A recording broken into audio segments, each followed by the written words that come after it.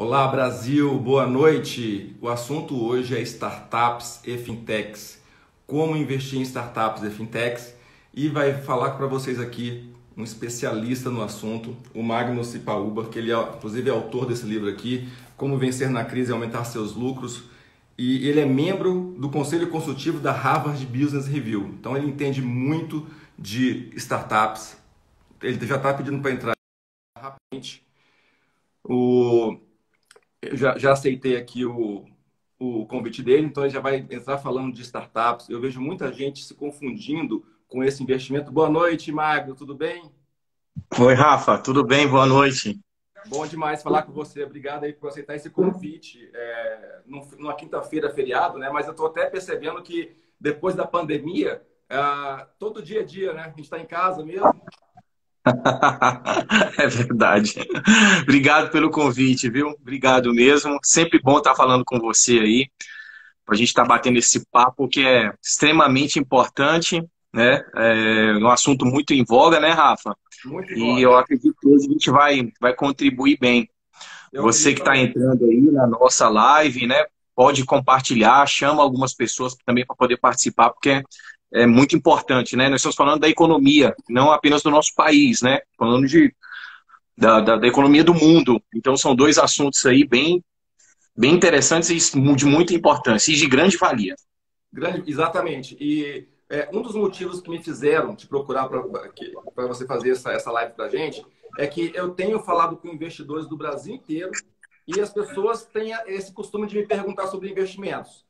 Magno, eu recebo cada proposta de investimento de alguém recebendo convites para investir em startups e fintechs e quando eu vejo, dá vontade de chorar, sabe? Sabe aquele negócio armado para ser uma pirâmide, para ser uma falcatrua que vai captar dinheiro das pessoas e a galera vai quebrar e vai fugir com dinheiro?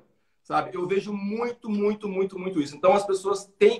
E isso é até um risco que a gente corre, porque ele é um segmento excepcional, e você vai explicar mais por quê, como crescer, como que está isso no mundo hoje. E as pessoas que caem em uma falcatrua, ela acaba evitando de fazer um investimento sensacional porque foram enganadas por pessoas equivocadas, né? Por pessoas que estão até mal intencionadas, na verdade. Então, como a gente tem aqui um limite de tempo aqui no Instagram, eu queria que você condensasse muito e levasse um pouco da tua expertise para auxiliar as pessoas que são investidoras, que querem investir em startups, porque a gente sabe que muitas startups multiplicaram muitas vezes o capital dos investidores, né? Mas como não cair numa startup que seja enganosa, que seja uma falcatrua de verdade, tá? E, Sim. pessoal, muito obrigado. Antes de passar a palavra para o Magno, que a gente tem um roteiro aqui, pode mandar sua pergunta. O Magno é realmente uma autoridade no assunto, é um amigo meu, uma pessoa que eu tenho o maior valor por ele. A gente é parceiro, inclusive. Ele vai explicar daqui a pouco aonde e como. E ele também, estava falando para vocês, autor desse livro aqui, né, Como Vencer na Crise e Aumentar Seus Lucros. E ele não é nada mais, nada menos do que membro do Conselho Consultivo da Harvard Business Review. Então, vocês estão falando com um especialista de verdade. Magno, por favor, vamos Obrigado. começar aí falar sobre startups, fintechs e como a gente pode investir e aproveitar esse crescimento a nosso favor. Muito bem, Rafa, é exatamente isso, né? O momento é de esclarecimento, você falou bem, é claro que existe sempre o outro lado da moeda, né? Em todas as áreas, né? Existem bons juízes e maus juízes, bons médicos e maus médicos, enfim, existe sempre o outro lado. E também dentro desse universo que nós chamamos de startup e fintechs, também existem os mal intencionados, né? É uma grande realidade. O que que a gente avalia? Primeiro vamos trazer talvez aí um contexto, né, rapidamente sobre startup e fintech. Startup é um termo originário do inglês. Nós estamos falando aí mesmo é um processo de iniciar vamos considerar um projeto. Então, meio que é o início de um projeto, né? Quando estamos falando de startup, nós estamos falando de início de um projeto.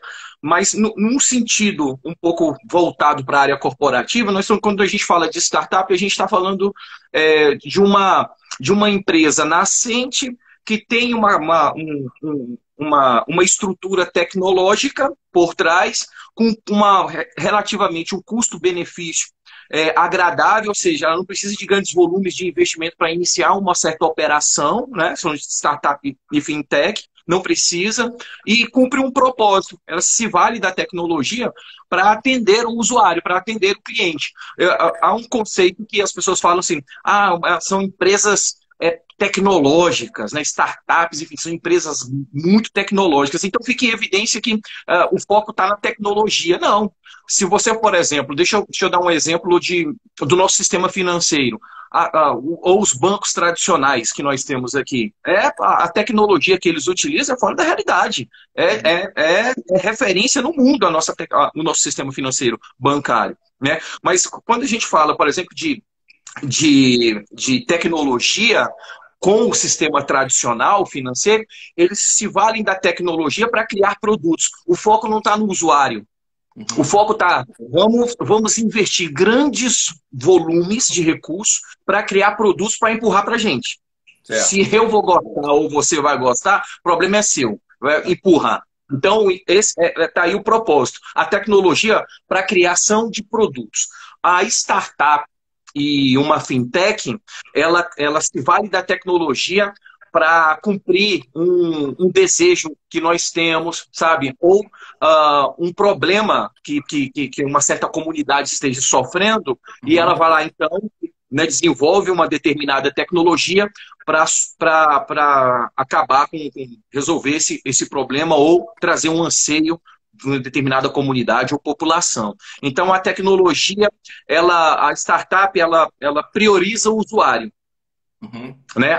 Essas empresas nascentes, ela prioriza o usuário. Não é propriamente a tecnologia com foco em atender a demanda de um CEO de uma empresa, entendeu? O cara quer porque quer, vai ter que fazer acontecer. Se o usuário vai gostar, se nós vamos atender bem, vamos receber de bom grado, não é problema. Né? Então, startup e fintech, ela funciona na contramão, vamos considerar. E startup são empresas nascentes. E qual que é a diferença de uma startup para uma fintech? A fintech, ela é dividida em duas palavras. Nós chamamos de financial technology, ou seja, empresas financeiras também nascentes. Mas o foco da fintech é finanças. E a startup, ela pode entrar ela passeia em todas as áreas. E a fintech não. E quando nós estamos falando de sistema financeiro, aí sim a gente parte para uma regulamentação, né, dos órgãos competentes. Então não é tão simples assim como startup. Porque as propostas de análise de investimento em startups que eu já vi, e como eu sei que você é proprietário de uma fintech, que nós somos inclusive parceiros, depois a gente explica mais sobre isso. Quando eu vejo algumas propostas, cara, quando você me mostrou a sua proposta, no caso da fintech, tem toda um protocolo de legislação no Banco Central, um cronograma que não é fácil de se cumprir. E você, para o investidor, você já mostrou tudo isso. Como que está no Banco Central, nos órgãos reguladores, como que é a documentação para você realmente fazer parte de um negócio desse. Você pode desmistificar um pouquinho mais sobre isso? Como que, se alguém for pegar uma proposta de investimento numa fintech, e o que ela tem que observar para fazer? Bom, pelo menos está de acordo com as normas do SPB, do Sistema Brasileiro de Pagamento, está protocolado no Banco Central. Como é que é esse protocolo todo? Bom, quando você vai investir numa fintech, esses são os primeiros passos que a gente precisa observar antes de iniciar o nosso investimento, né? Falando nós como investidores aí. Então, a gente observa o quê? É uma fintech? Opa, caiu aqui. É uma fintech? É uma fintech. Então, ela precisa estar dentro de toda a regulamentação. A fintech, ela responde ao Banco Central, né, a Comissão de Valores Imobiliário, né, que é a Polícia Federal do Sistema Financeiro. E também tem algumas fintechs que ela também responde ao sistema de pagamentos brasileiro. Então, são órgãos, autarquias, que estão intimamente ligados a regulamentação do sistema financeiro tradicional. Isso é desde 1964, né? A lei que regula todo o sistema financeiro nacional. Né? Se eu não me engano, Lei 4.595. Acredito que seja essa lei aí. Deixa eu só pedir pro pessoal aqui, dá um joinha, se você está gostando aí, dá um joinha aqui, um coraçãozinho pra gente. A gente está trazendo com muito carinho para você esse assunto, que é muito importante. E clica no aviãozinho também para convidar mais pessoas, duas,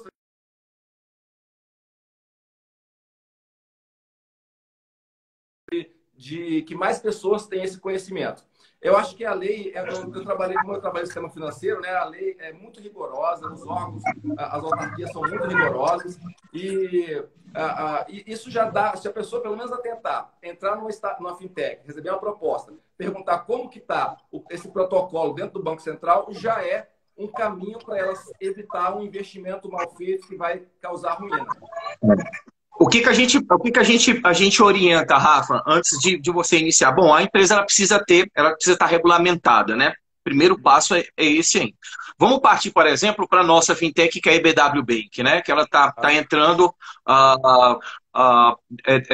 como um banco digital e tem o seu primeiro produto, meio de pagamento físico e no e-commerce também, né? Por meio da Passou Ganhou. Primeira coisa, está dentro da lei. Está dentro da lei, a documentação está certinha, está tudo ok? Ótimo, porque uma fintech entrando dentro de uma estrutura, de um projeto desse, é louvável. Com certeza, a gente entende que se tiver por trás uma administração competente, possivelmente os riscos podem diminuir. A gente consegue diminuir os riscos de dar errado, entendeu? Então, concomitante, quando você vai avaliar para investir numa fintech, sabe o que as pessoas, os especialistas, os grandes investidores, eles querem saber primeiro, não é a ideia, Rafael.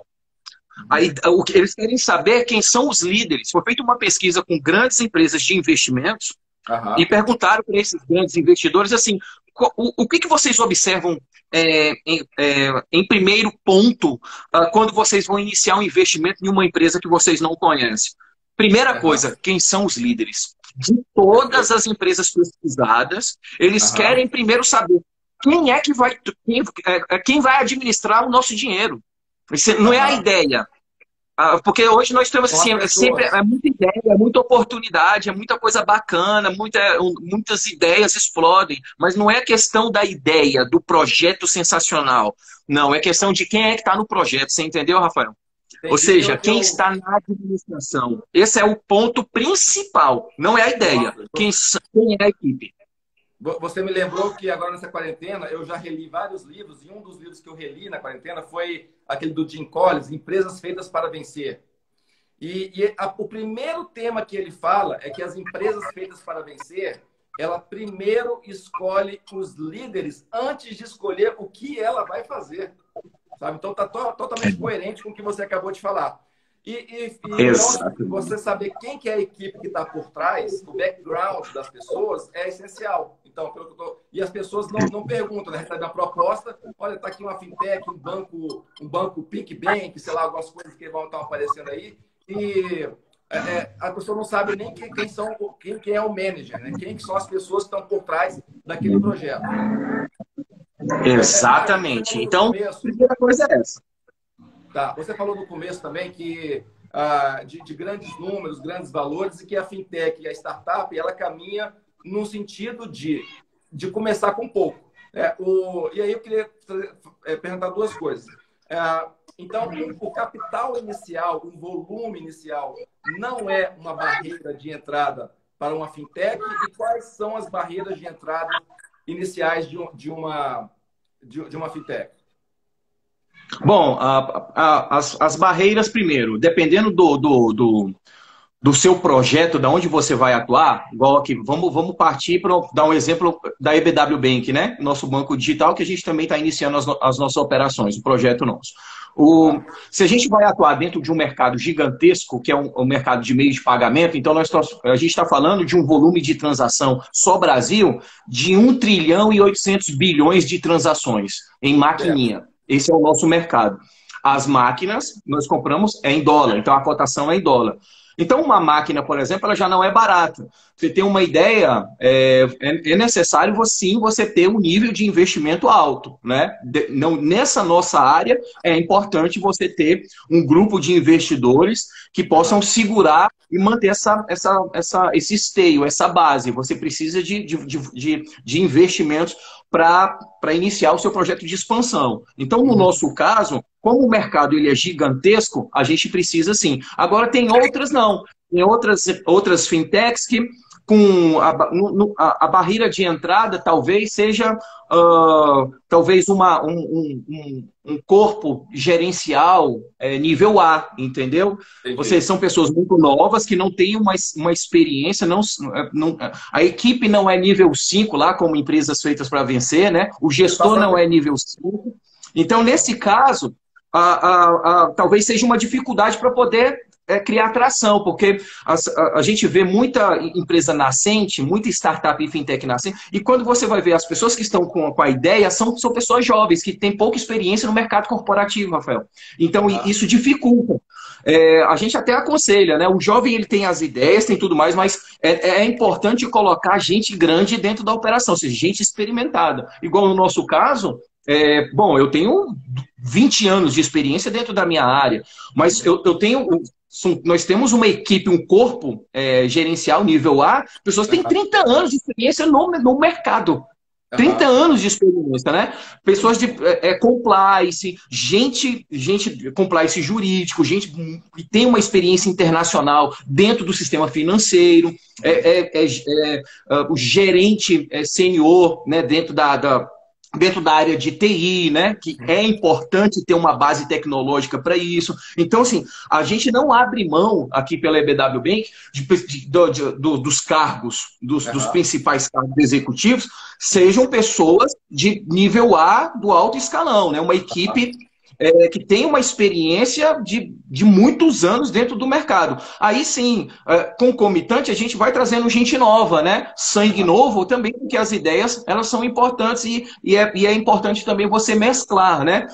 Senior com gente nova, com os que nós chamamos dos neófitos, né? As pessoas que estão começando a sua carreira. As ideias também são boas dessas pessoas, mas precisa também de uma galera gerencial, de sênior, que possa também cuidar desses novos entrantes, dos novatos que estão dentro do corpo. Então é muito importante. A barreira de entrada, eu diria para você, que talvez a principal é falta de experiência dentro do seu mercado. Tem a ideia, mas não é a ideia. Sabe por quê? A gente fala que o mais importante não é a ideia, é a execução da ideia. Por que muitas startups elas não conseguem, elas não conseguem, eu estou falando do primeiro ano, eu estou falando de 10, 9 não conseguem passar dos primeiros 12 meses, entendeu? Por quê? Porque é só ideia. Então, é uma equipe de gente neófita que está ali trabalhando na ideia. Não tem corpo gerencial para fazer o negócio acontecer, execução, entendeu, Rafa?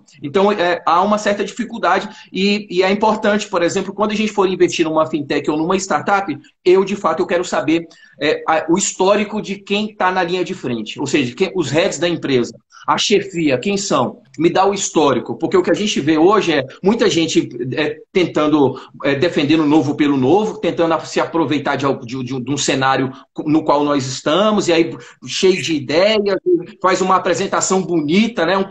Um business plan lindo. Parece que o business plan é tão perfeito que parece que vai mandar um foguete para a Lua. É impressionante. E complexo, né? Exatamente. E eu falo que o business plan não é o segredo do negócio. Sabe, assim, o projeto, às vezes o planejamento, ele se torna obsoleto a partir do momento que ele sai da impressora. Então, o segredo não está no perfeito planejamento, sabe? Não, tá na experiência de quem vai estar tocando esse negócio e na execução do projeto. Então, isso é muito importante enfatizar. Quando você for investir em uma startup ou numa fintech, vai para o histórico de quem está no comando da empresa. Aí você vai pesquisar sobre essa pessoa, quantos anos de mercado, bagagem, experiência. Então, assim, há uma equipe gerencial formatada por trás, tem bagagem, então isso já é muito importante. Aí depois, qual que é o projeto? Pô, o projeto é esse daqui. Legal.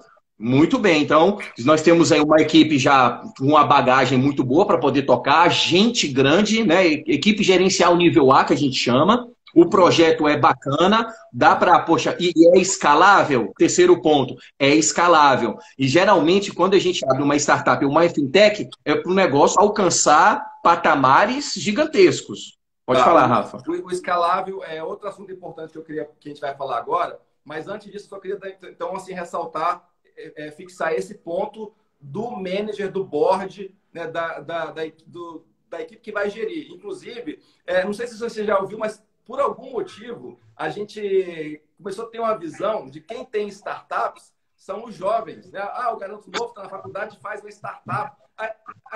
Muita gente tem essa visão, né? E estatística lá do Vale do Silício, que eu já estudei um pouco sobre isso também, inclusive depois que eu comecei a falar com você, mostra que as startups e fintechs que dão mais certo, ele tem lá os seus fundadores têm entre 45 e 60 anos de idade. São pessoas carimbadas que já apanharam pra caramba. Aí o pessoal tem a ideia de que a molecada vai criar uma startup que vai ficar bilionário. Não é assim, o cara tem que ser carimbado, né? E você tem uma equipe aí por trás de pessoas com milhares de horas de experiência em sistema financeiro e gestão empresarial, etc. Então, para fechar esse assunto, vou investir na startup.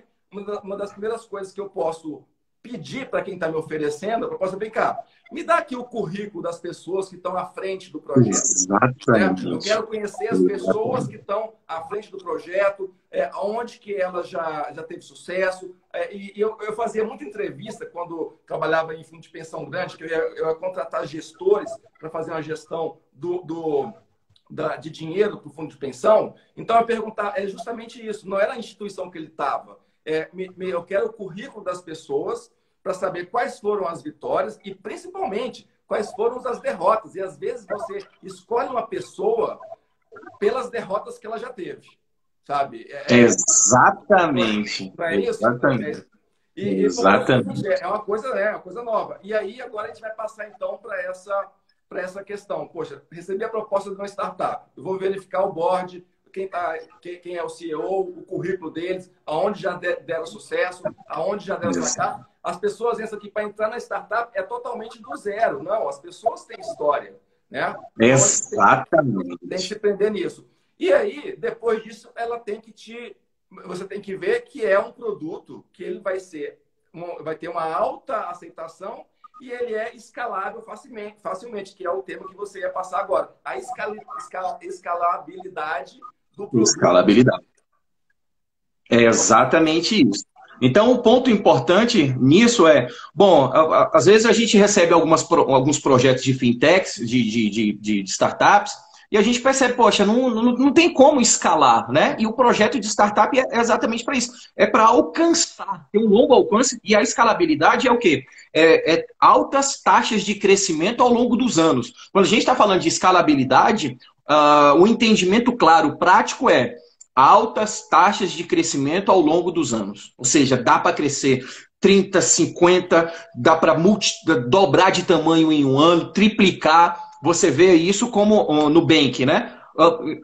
Um ano, se eu não me engano, 2018, estava com 6 milhões de usuários, né? De clientes. Chegou em 2019 para 2020 agora com 25 milhões. Cara, assim, multiplicou muitas vezes. 25 milhões, é fora da realidade. Assim, isso é escalabilidade, né? Então, quando a gente está num projeto, eu quero saber, tem longo alcance? E muito mais do que isso, é um projeto que vai ficar para o futuro, ou seja, esse projeto, ele se adequa à modernidade, aos avanços tecnológicos, né? Ao que está acontecendo no mundo, à inovação, à modernidade, enfim. Ele cumpre, ele está dentro dessa perspectiva da quarta revolução, beleza, está, né? Revolução tecnológica, né? Nós estamos falando de IoT, né? Inteligência artificial, então tudo, a internet das coisas, né?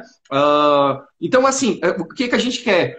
Esse projeto é um projeto que ele tem risco dele se tornar obsoleto no médio prazo? Então eu quero saber. Não tem, porque é um projeto que realmente ele vai atender a nova exigência do mercado mundial. Ok, isso então traz um sentido mais, traz esse sentido, agora eu quero entender, realmente ele é escalável? É escalável. Beleza. Ele é um projeto que vai ficar para o longo prazo, não é imediatista? Então, ótimo. Essas questões, tudo a gente avalia antes, por exemplo, no EBW Bank. Aqui, a gente entende que, poxa, será que a gente vai, vamos entrar no mercado apenas para ser mais uma maquininha, né? Poxa, tem tanta maquininha aí dentro do mercado, tem máquina vermelha, máquina verde, máquina azul, máquina roxa, é cheio de máquina, de maquininha dentro do mercado. Aí chega um cliente que é taxa zero, outro dá -2, outro dá a máquina para você ter operar dentro do teu comércio, enfim. Nós vamos entrar de um mercado como esse, mas é necessário ter diferenciais. A gente sabe que não é dando taxa zero para o nosso cliente na ponta, dando uma maquininha com taxa zero, com desconto, ou seja lá o que for, que ele vai conseguir se sustentar. O empreendedor, tem muito empreendedor falindo que teve taxa zero. Ou Aham. taxa 1, taxa 2, ele está falido. A máquina, o comércio, a máquina está lá empoeirada, o comércio está fechado, não é taxa zero.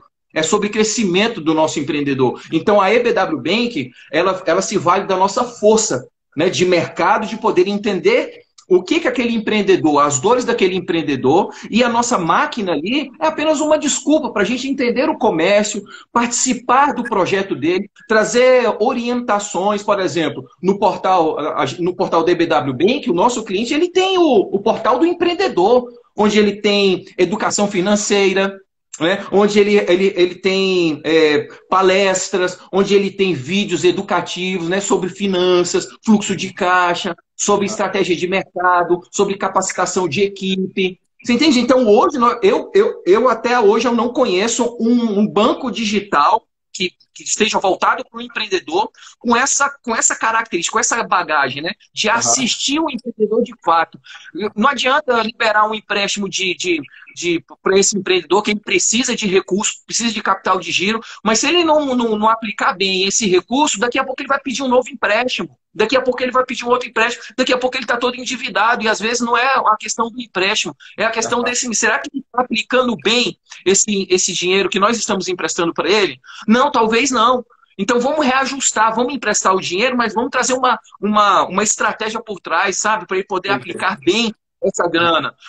E isso é que a EBW Bank ela vai começar a fazer esse ano, sabe? De Mário, estar lá com o empreendedor.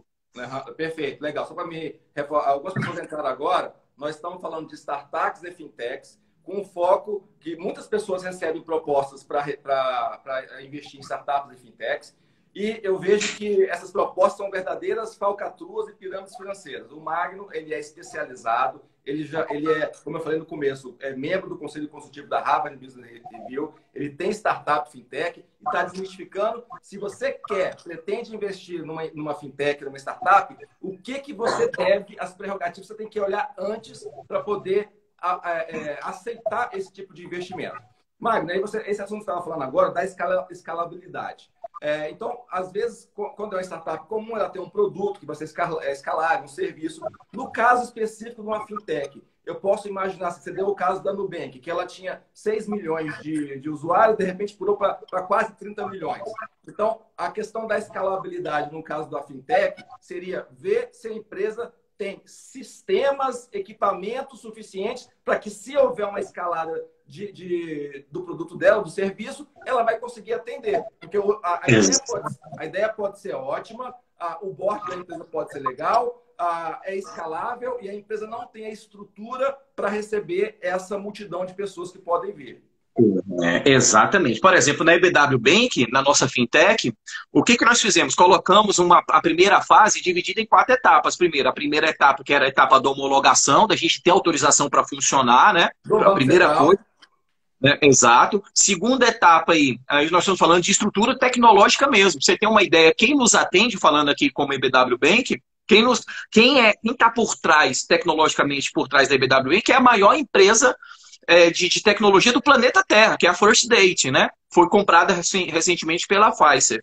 Então é ela que está com esse arranjo conosco. Até então era o Bancob, né? Que tinha essa parceria de meio de pagamento. Então nós entramos também, inicialmente, essa parceria com a First Date, e é ela, então, que está trazendo todo o arranjo tecnológico para a gente. Ou seja, é necessário ter uma empresa de nome, de porte, de capacidade dentro desse nosso mercado para poder atender a escalabilidade, porque senão não vai para frente nunca. Então a gente já buscou logo qual é a melhor do mundo. Não é a melhor do meu estado, é a melhor do mundo. é essa melhor do mundo, então nós vamos fazer contato com eles e vamos contratá-los para fornecer todo o arranjo tecnológico para todos nós. E dentro da EBW que ainda tem uma equipe senior de da área de TI para fazer essa interligação, você entende? Então, não é tão simples assim. A tecnologia hoje, ela dentro da nossa área financeira, de verdade, não pode haver falhas, né? Porque uma falha, isso pode gerar um prejuízo para os nossos clientes. Então, a gente precisa, então, estar muito bem assistido tecnologicamente falando. Então, essa é a segunda etapa, tecnologia. A terceira, aí estamos falando de um marketing, uma publicidade muito bem elaborado, muito bem feito, né? Que nós vamos entrar agora. E uma equipe, né, comercial muito bem treinada para poder atender as exigências do nosso público, da nossa clientela. Então, são 4 etapas que precisam percorrer aí dentro de uma fase só, Rafael. Então, não é simples. Não é simples. Há uma complexidade nunca. Por isso que é difícil uma empresa, por exemplo, hoje, se chegar nessa fase na qual nós estamos. Por quê? Porque eles vão queimando muita etapa. Já chega logo fazendo marketing, entendeu? Pega o valor, faz marketing, mas não tem nenhuma base tecnológica para isso. Aí vai fazendo marketing, o cliente vai entrando e o negócio não vai acontecendo. Você entende? Assim, eles já iniciam o seu projeto, o seu pré-lançamento, o pré-marketing, já iniciam queimado, sabe? Já iniciam morrendo. Infelizmente é uma realidade. Então você tem que ter esse cuidado, uma base boa tecnológica. Você acha, aí é uma pergunta bem capciosa mesmo, quero que você seja bem sincero comigo, porque nós estamos aqui com o intuito de ajudar as pessoas a não cair em maus investimentos. Você acha que, você vê que agora, que depois disso tudo que a gente falou, que você vai entrar no marketing, né? Depois o pessoal perguntou, e o vídeo vai ficar gravado? Eu espero que se der tudo certo aqui no Instagram, vai ficar na minha timeline, e também tem o Magno, que é a autoridade, que depois você pode procurar lá no Instagram dele, qualquer informação, ele vai te atender. Então, pode ser, você acha que alguma empresa, ela antes de ver a escalabilidade, antes de ter um board, de ter uma equipe, ela parte por marketing, porque é através do marketing que vai vir a captação de recursos, e ela talvez esteja mal intencionada em captar recursos antes de ter um projeto minimamente viável para mostrar para o investidor. Pode ser isso que está acontecendo? E aí a pessoa vê aquele marketing bem feito, vou investir nisso, e aí perde todo o dinheiro porque não observou essa base que você falou, que é as pessoas, que é o processo, que é a regulamentação da CVM, do Banco Central, depois que a gente vai fazer a publicidade. Eu vejo uma ansiedade, você entendeu, Rafael? Eu vejo uma ansiedade nessa juventude. Eles querem fazer o negócio acontecer e acham que a coisa é o marketing. Não, vamos fazer marketing, publicidade aí, vamos colocar na mídia, vamos fazer... Não é desse jeito. Então, você tem que ter prudência. Nós temos ousadia, o empreendedor ele é ousado, mas se ele não tiver dose de prudência nessa ousadia aí, ele pode... desmentido, pode perder o controle, pode tomar decisões completamente impensadas e sendo levada por modismo, né? Porque às vezes eu vejo assim, tem que ter marketing, tem que ter publicidade, vamos fazer acontecer, e a partir do momento que as pessoas vão conhecendo a gente vai atraindo investidores e clientes e vamos abastecendo, eu vejo muito isso, o avião em pleno voo. Calma aí, você pode... É extremamente arriscado. É extremamente arriscado isso. Então, sim, isso acontece muito. As pessoas, elas numa ansiedade já para apresentar a sua fintech ou o seu projeto inicial para as pessoas, para o público, eles colocam o marketing e a publicidade em primeiro lugar, o corpo gerencial não estão preocupados com isso, e também a base tecnológica vão se ajustando. Aí é onde muitas empresas elas sucumbem. Por quê? Se eu, por exemplo, estou experimentando algo e eu percebo que esse algo não está sendo agradável, não está sendo bom para mim, eu não quero experimentar de novo, desculpa. Eu vou comprar em outro lugar. Você entende assim que o foco, a gente tem que ter esse cuidado. O usuário hoje ele tem muitas opções. Se eu falhar com o meu usuário, ele tem outros 10 concorrentes batendo na porta dele, dizendo a ele falou, você vem para cá. Você entende? Há uma certa preocupação e sim, de fato, por isso que muitas startups e fintechs não estão indo para frente. Por quê? Porque eles não trabalham em etapas, não vão dando corpo, né? A EBW Bank, ela ficou numa incubadora nossa, da nossa empresa de consultoria, ou seja, o corpo gerencial de bagagem está assistindo. Depois nós aceleramos a EBW Bank. Então, tudo, e ninguém sabe. Você entende? Assim, não está na mídia, não está em lugar nenhum. Por quê? Porque a gente tem esse cuidado, essa prudência, né? Tem investidor, os nossos investidores, por exemplo, não vieram para a EBW Bank através de um marketing, de uma publicidade. Muito pelo contrário. São pessoas que já nos conhecem. São pessoas que já nos conhecem. Por exemplo, você não entrou como investidor da EBW Bank porque você viu uma propaganda no Facebook da EBW Bank. Você entrou na EBW Bank porque você é meu amigo. Né? E foi apresentado o projeto para você. Então, você entrou e faz parte do nosso corpo de investidores. Não é... Então, assim, o que a gente entende, tenha cuidado. A minha recomendação, Rafael, é tenha muito cuidado, porque tem muito projeto bom que está nascendo morto porque está queimando etapa. Infelizmente. São projetos bons, ideias lindas, sabe? Que dá para fazer acontecer. Mas a ansiedade para ir atropelando o processo, atropelando etapas, faz com que o projeto não dure 12 meses. É uma grande realidade isso. E o mais importante, eu sempre vou bater nessa tecla aqui, porque eu, como trabalho com consultoria de investimentos, as pessoas me procuram como consultor de investimentos, e eu vejo muita gente caindo em ciladas, então eu vou sempre bater nessa tecla, que é, além das projetos lindos que você falou, que a pessoa está bem intencionada e ela pula etapas e ela fracassa, tem os mal intencionados que querem captar dinheiro e já sabe que não vai dar nada, né? Então tem que ter esse cuidado mesmo. E aí, antes de passar a gente aprofundar mais no assunto do marketing, aí é uma pergunta de investidor, porque o meu público que é investidor, ele está ali pensando assim, cara, se eu investir em uma startup, quanto que isso dá de retorno? Então, eu sei que, é lógico, é um capital que você de alto risco, né? Então, tem que ser bem analisado e tal. Mas, se que deram certo, que você já avaliou, quantas vezes você pode multiplicar o capital participando de um investimento como esse? Você tem essa estimativa de outras fintechs? Quanto você está estimando para...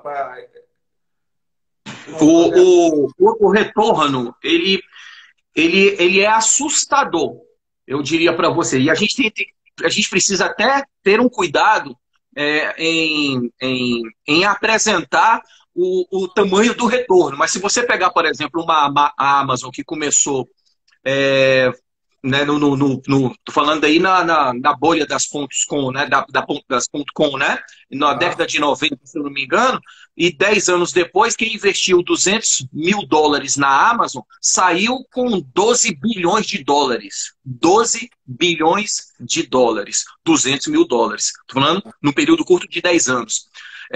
O Nubank hoje, você pode multiplicar o valor de investimento a 100, 200, 300 vezes o valor investido. É absurdo o mercado. Então a gente tem que ter até um cuidado para assim, é melhor você trabalhar numa perspectiva, quando você vai falar com um possível investidor, numa perspectiva racional, até estimando um pouco para baixo, porque ele pode assustar, ele que não conhece esse nosso mercado, porque o nosso mercado, os volumes são vultuosos. Para você ter uma ideia, de investimento em startup, em fintechs, de 2010 para 2018, 2019, nós estamos falando de investimento só nessas duas estruturas.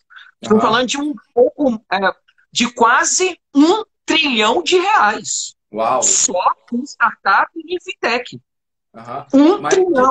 Mas de projetos reais, que não são falcatruas, projetos verdadeiros. Isso, exatamente. De empresas mesmo que tem aquilo que cumpre aquilo que a gente acabou de falar, né? Um corpo gerencial nível A, né? Uma base tecnológica excelente, né? O bom é inimigo do ótimo, né? Falando de Collins aí novamente, né? Então, assim, a gente precisa de uma base tecnológica ótima para poder atender, inclusive quando você começar a escalar, né? E tudo isso é importante. E aí sim você tem uma condição. Por exemplo, na EBW Bank a gente está abrindo SA agora. Isso em novembro a gente muda. Então, por exemplo, as suas cotas dentro da EBW Bank se transformarão em ações.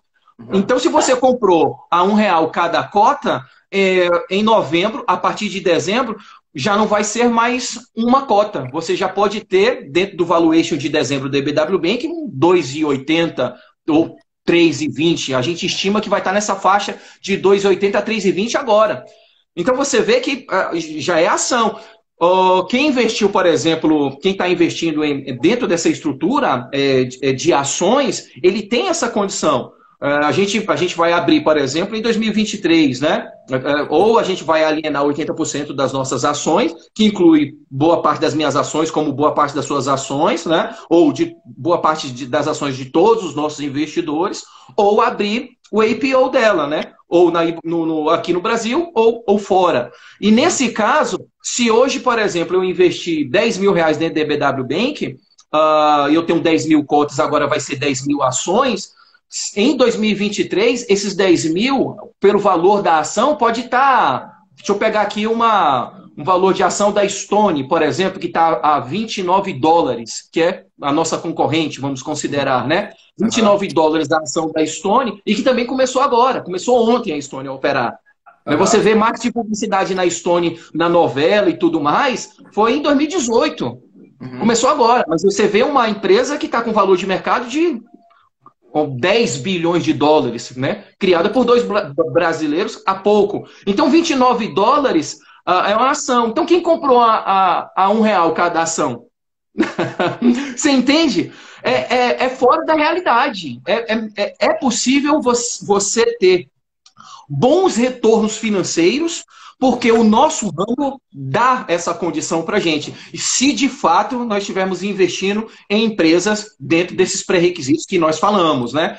Um projeto que possa ficar para o futuro, projetos prontos, né, para atender os problemas da nossa sociedade, né?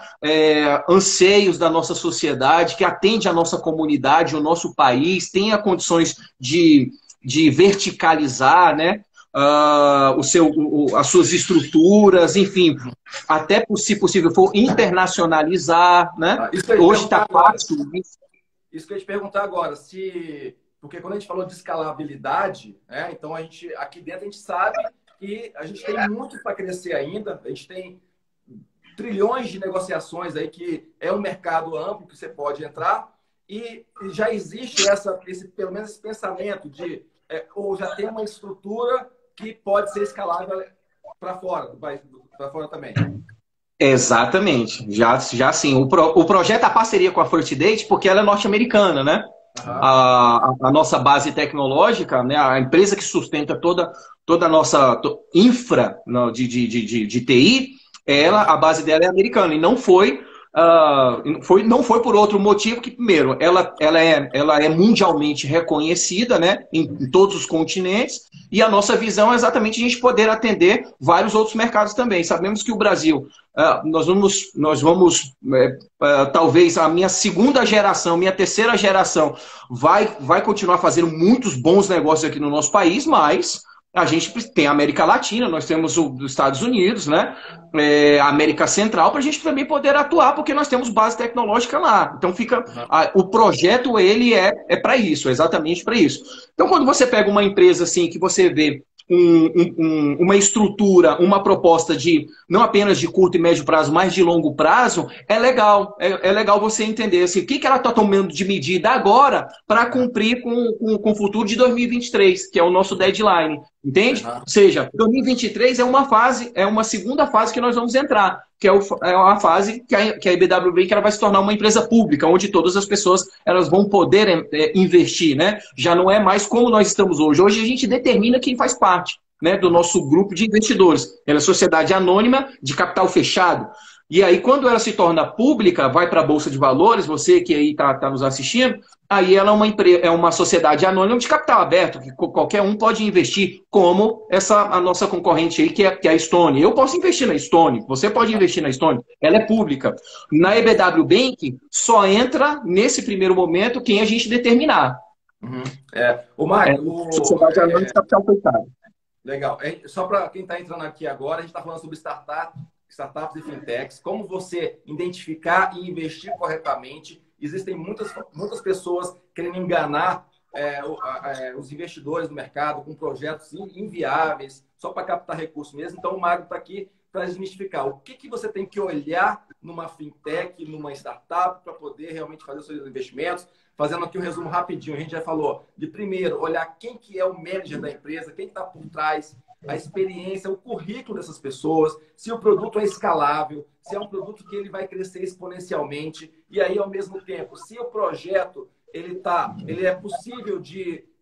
a tecnologia que ele tem, ele vai recepcionar milhares e milhares de pessoas, né? Então, são todos esses cuidados que a gente já falou. Depois você pode vir aqui na minha timeline, rever o começo para quem entrou aqui agora. Eu sei que é um assunto muito legal, porque startup pode fazer parte do investimento de todo investidor, né? Lógico, o capital ali é separado para isso, de longo prazo, porque é um capital que você pode investir pouco e multiplicar muitas vezes o teu resultado mais corretamente. E aí o Magno falou que ele até gosta de não falar muito, porque pode dar uma visão equivocada.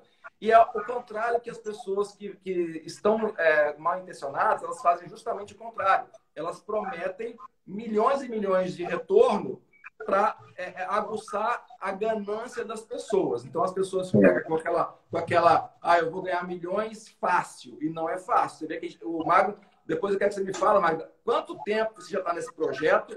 E você ainda tem ali a previsão, tem passos até 2023, tudo programado, né? Então, quanto tempo isso já está rolando e está tomando corpo? E a outra coisa que eu queria entrar, antes de deixar você explicar um pouquinho mais da EW Bank, que o contrato agora, nessa fase, é um contrato de um investidor anjo. Aí eu queria que você explicasse também para o pessoal, para eles entenderem como que é um contrato de investidor para quem quer investir numa startup, numa fintech. A gente diz que o contrato de investidor anjo tem previsão na lei, né? Está dentro da lei, né? Embora anjo, investidor anjo é o quê? É porque eu sou anjo? Também é porque o cara é realmente um grande anjo. Você é o meu anjo aqui, né? Mas também esse anjo que está com a gente, esse é um nome mesmo, é um termo que está dentro da lei, né? Tá regulamentado dentro da lei. O investidor anjo, por exemplo, você que é o nosso investidor anjo, você é resguardado no quê? Primeiro, o seu contrato, ele é todo composto, ele foi formatado dentro da lei. Então, a primeira coisa, esse contrato, ele tem força de lei do país? Né? Eu preciso entender, não é um contrato que foi elaborado tem muita gente mal intencionada, como você acabou de falar, né? Então, assim, eu preciso saber se esse contrato aqui, ele tem força de lei, está dentro da lei. Se não, acabou. Investimento jogado fora, esquece. Então é importante você, antes de você poder investir, você pegar o seu contrato, né, tirar as dúvidas com o jurídico da empresa ou com a pessoa que você tem um contato direto com a startup, ou até mesmo se ficar muita dúvida ali, você apresentar para um advogado, né? Para ele poder te dar essa orientação e essa assessoria. O investidor anjo, ele é legal porque quando ele entra como dentro dessa modalidade de investimento, primeiro, os bens dele, do investidor, está preservado, é intocável, entendeu? Vamos considerar que há uma descontinuação dessa empresa, uma falência. O investidor anjo, ele não responde juridicamente, processualmente, nem administrativamente pela empresa. Ele não responde. Ou seja, ele está totalmente resguardado. Ele é investidor. Ele não é... Ele é um acionista, mas ele não é o dono da empresa, né? Não, nesse caso, não é a questão de ser acionista, ele é cotista, né? Como investidor anjo. Então, dentro disso, é importante você entrar como investidor anjo, porque os seus bens estão preservados e você não responde administrativa, judicialmente, né, nem criminalmente por essa empresa, se houver realmente um processo, uma descontinuação dessa empresa, ou seja, uma falência. Então, esse é o contrato, é o melhor contrato a ser feito. Eu quero investir, Magno, numa startup, eu quero investir numa fintech. Eu te oriento a criar, ou o seu advogado a desenvolver, né, esse contrato com base na lei do investidor anjo. Pronto, você fica completamente resguardado. E aí você, concomitante, se realmente você quer, de acordo com a evolução dessa empresa, você quer continuar, de acordo com o crescimento dessa empresa, você quer se tornar um dos acionistas, você quer entrar dentro do quadro societário, se há essa possibilidade, há esse interesse, então no próprio contrato de investimento anjo, você coloca essa cláusula. que né, em 2 anos a empresa cumprindo com isso, com aquilo, chegando dentro dessa determinada fase ou crescimento, ela vai te dar essa condição de você entrar para dentro do quadro societário, dentro do valor de mercado e tudo mais e tudo mais. Então, tudo isso vai em contrato também. Você coloca em contrato. Por exemplo, no seu contrato que você tem com a EBW Bank, lá está claro que você está entrando como cotista, mas vai ter a opção do mútuo conversível, né? Ou seja, as suas cotas serão transformadas em ações e que cada ação, em dezembro, vai estar valendo aí, né, nessa faixa de 2,80 a 3,20. E isso tá no contrato e automaticamente vai ser mudado, né? Então vai ser feito um outro contrato com você em dezembro, que é um contrato então de acionista. Você se torna um acionista da empresa. E nesse caso, como acionista, você também não é dono da empresa, né? Nesse caso, você não responde pela empresa, continua como investidor, mas já nessa modalidade de sociedade anônima, né? Que aí é uma outra lei. Hoje nós somos regidos pelo Código Civil. Em dezembro nós vamos ser regidos pela lei da sociedade, a sociedade anônima, né? Sociedade de ações. É uma outra lei. E aí o seu contrato vai ser feito um novo contrato, né? Um contrato de acionista. Então, você tem, por exemplo, como investidor anjo, se houver essa possibilidade, essa negociação, é legal, porque como investidor anjo, você vai receber ROI, né, retorno de investimento, pela startup, né, anualmente ela vai pagar o ROI. Como acionista, aí você já recebe dividendos, né, o lucro por ação. E aí na distribuição, que também está em contrato, que a gente até colocou. Né? Você viu lá que 50% do lucro líquido da EBW Bank vai ser destinado aos nossos acionistas. Então, lucro líquido 50% distribuído para vocês. Lucro por ação. Cada um vai receber proporcionalmente as suas ações dentro da EBW Bank. Então, é uma vantagem. E aí, como dividendo, uma outra vantagem é que não incide imposto de renda, né? Você não precisa pagar imposto de renda, está dentro da lei também, né?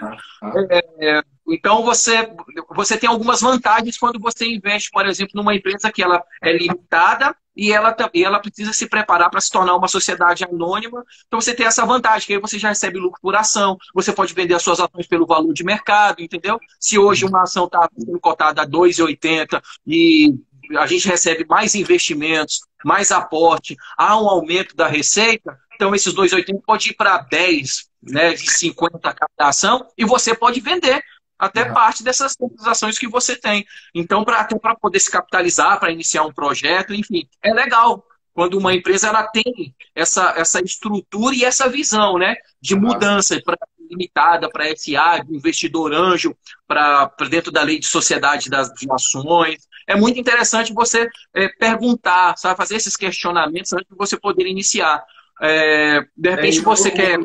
Pois é, e o contrato, você vê, o contrato é essencial, assim, é muito importante que as pessoas atentem para esse tipo de contrato, porque você pode entrar numa sociedade que depois você responde com seus bens civil e criminalmente por todas as ações da empresa. E o contrato de investidor é igual você comprar ações na Bolsa de Valores. O tipo de ação que você está comprando, ela não te dá nenhuma responsabilidade sobre o seu patrimônio. Se a empresa quebrar, a máxima perda que você vai ter é aquele capital que você investiu.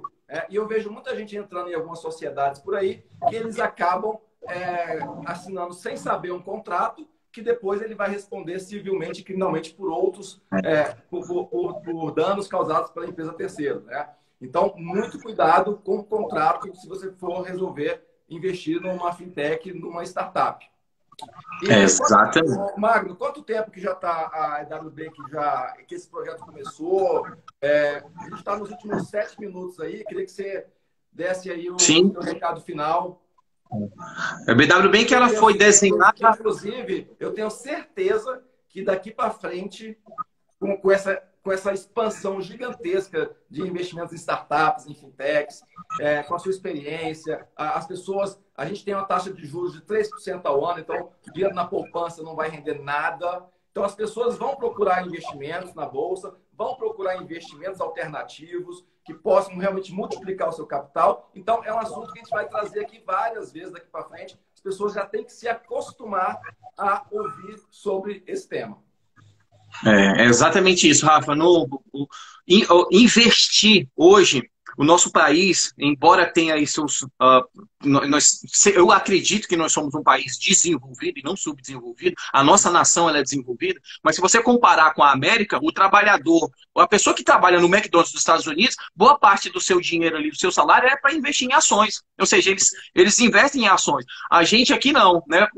80% do nosso salário é fazer dívida, pagar a conta, né? E comprar parcelado muitas coisas que às vezes até sem necessidade para isso. Então, esse é um tema que eu trato com muita frequência e muitas vezes. Então, se você quer ver esse tema de controle financeiro, de organizar suas finanças, fazer investimentos, mantenha-se conectado aqui no canal. No meu canal do YouTube tem vários vídeos. Eu estou sempre fazendo live sobre como você organizar suas finanças, fazer para você chegar em nível de ter os seus investimentos e ter investimentos também em fintechs e startups. Porque daqui para frente, se você pensa numa aposentadoria, numa segurança financeira de longo prazo, você tem que se tornar um investidor, não tem para onde correr. Não tem para onde correr, exatamente isso. Então, o projeto, a gente já vinha desenhando, trabalhando nesse projeto há 4 anos, Rafael.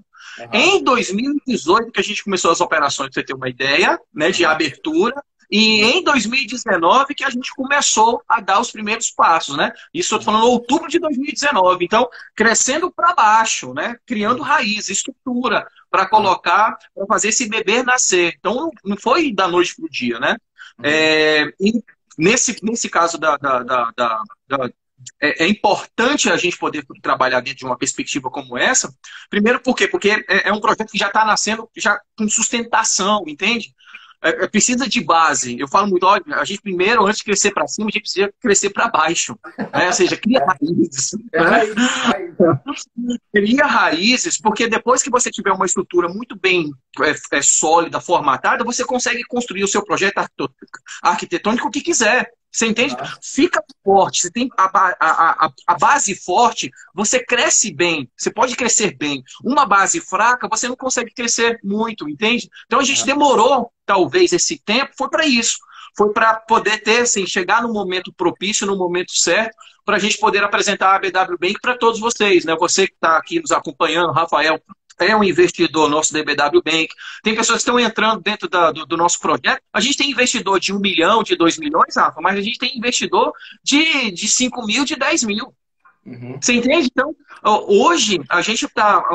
nós temos muitos investidores que têm investido aí 10 mil, 15 mil, 20 mil. E que a soma deles, às vezes, até ultrapassa de um grande que investiu 2 milhões, 3 milhões dentro do DBW Bank. Então, você que está querendo enxergar, tá, poxa, eu estou com uma reserva, Magno, onde é que eu aplico? Pode me chamar no direct, chama o Rafael também. Se tiver alguma dúvida, pega o meu contato no meu direct, para, de repente, você quer um esclarecimento melhor sobre como investir. Poxa, Magno, eu achei interessante esse projeto da IBW Bank, eu queria mais informações, pode me chamar também, estou aqui para dar todas as informações. Eu vou falar que para você, como investidor, quiser investir aqui na IBW Bank, o momento é esse, porque depois que ela se tornar SA, aí você vai ter que comprar as ações pelo valor de mercado. Agora você está comprando cotas. Então, até novembro aí... Quando que vai transformar? Eu sei que no contrato tem uma data lá, igual você falou que é automático, já transforma as cotas em ações. Quando vai ser mesmo? Em novembro. Novembro desse ano. Em novembro a gente já transforma de limitada para SA. Então, todos os nossos cotistas irão se tornar acionistas da empresa, né? Pelo valuation já de mercado, valor de ação de mercado. É uma grande vantagem aí. Então, tem isso. Bom, Rafa, a visão é exatamente essa. Eu acredito que fintech e startup são projetos bacanas, inovadores. A gente tem que ter um cuidado especial. Muito bom você ter trazido esse tema, sabe, nesse momento, porque, claro, tem pessoas muito mal intencionadas. Então, eu repito, quando você for investir em qualquer startup ou fintech, vai primeiro conhecer a história de quem está por trás. Tem gente que está fazendo bico. Estou com um projeto, não investiram nada. Estão querendo pegar dinheiro de pessoas honestas, não colocou R$1 dentro dos seus projetos e tem outros empregos por trás, não está completamente envolvido dentro do projeto e aí quer abrir a sua startup ou a sua fintech. Ó, já está nascendo errado. Você entende? Se a pessoa não tiver 100% comprometida com o seu projeto, se 100% comprometido já é difícil e é desafiador, quanto mais a pessoa colocar uma startup ou fintech como segundo plano, sabe? E ter o seu emprego primário e querer brincar com o dinheiro dos outros. É muito sério, né? É muito Eu falo sério. para os nossos investidores aqui, ó, independente, se você está vindo para investir 1.000, 5.000, 10.000, 1 milhão, é o seu dinheiro, é muito suado e a gente precisa te tratar, o pequeno investidor, como grande investidor, de maneira muito imparcial, né? A gente Dentro dessa...